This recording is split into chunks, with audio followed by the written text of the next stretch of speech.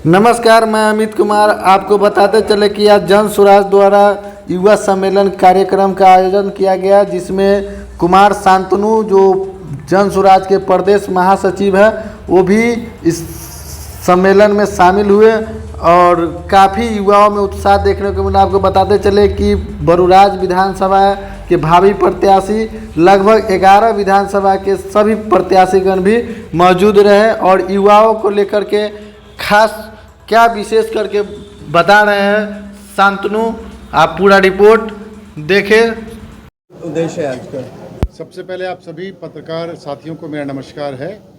आज मुजफ्फरपुर ज़िले में युवा सम्मेलन का आयोजन किया गया है। इसका मुख्य उद्देश्य युवाओं की भागीदारी सक्रिय राजनीति में कैसे, कितनी और किस प्रकार से सुनिश्चित किया जाए, इसके ऊपर हम समाज के प्रबुद्ध लोगों के साथ एक वार्ता, एक संवाद करने का प्रयास कर रहे हैं। समाज के जो हमारे अभिभावकगण हैं उनका मार्गदर्शन युवाओं को कैसे मिले, ताकि बिहार की राजनीति जो अब युवाओं के नेतृत्व से आगे बढ़नी चाहिए, इसको सुनिश्चित कर सके। इस उद्देश्य के साथ इस युवा सम्मेलन का आयोजन किया गया। कितने युवा इस बार चुनावी मैदान में उतरेंगे, खासकर 11 विधानसभा की बात करें तो? अगर मैं जन स्वराज पार्टी की तरफ से बात करूं तो आप ये पाएंगे कि समाज के सभी घटकों में जन स्वराज पार्टी का मानना है कि योग्य और कुशल युवा नेतृत्व उपलब्ध है।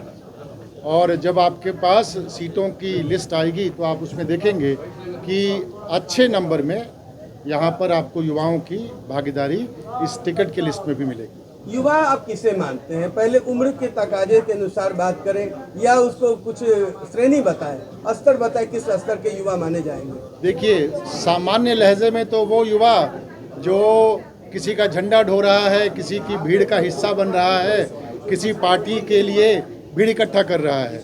आज के राजनीतिक परिप्रेक्ष्य में युवाओं को सिर्फ झंडा ढोने वाला या भीड़ इकट्ठा करने वाला समूह मान के छोड़ दिया गया है। जन स्वराज पार्टी का मानना है कि युवा वो जो समाज की विकास के लिए अपनी आहुति देने को तैयार हो, युवा वो जो समाज के विकास के लिए अपने नेतृत्व को, अपने समाज को अपने कंधे पर उठाकर चलने के लिए तैयार हो।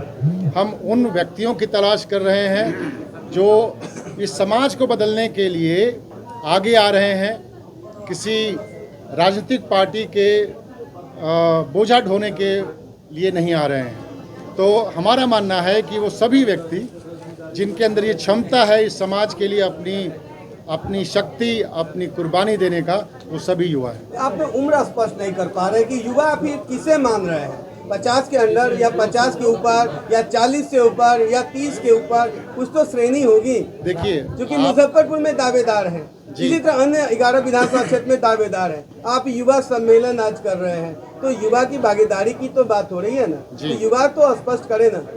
देखिए, युवा सम्मेलन यहाँ पर कोई टिकटों का बंटवारा नहीं हो रहा है कि हमने ये कह दिया कि इस उम्र के लोगों तक टिकट मिलेगा तो वो युवा होंगे।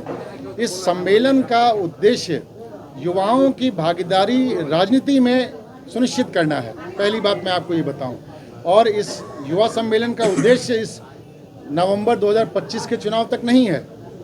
जन स्वराज का मानना है कि 2025 जन स्वराज और 2026 युवा राज।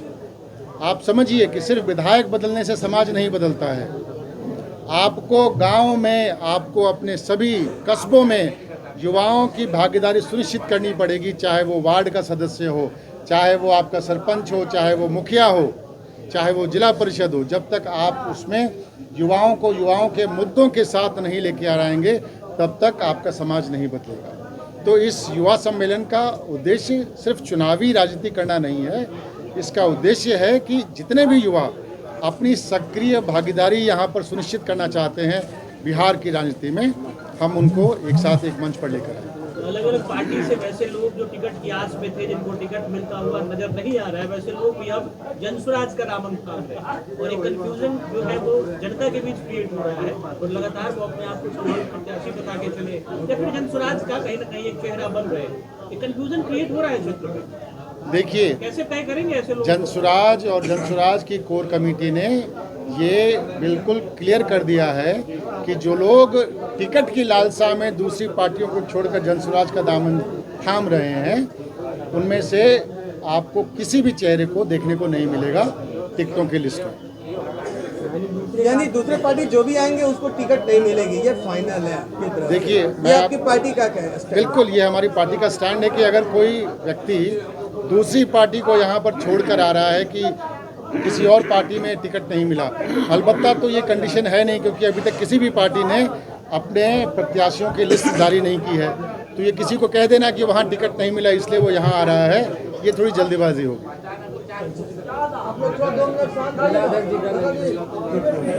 एक मिनट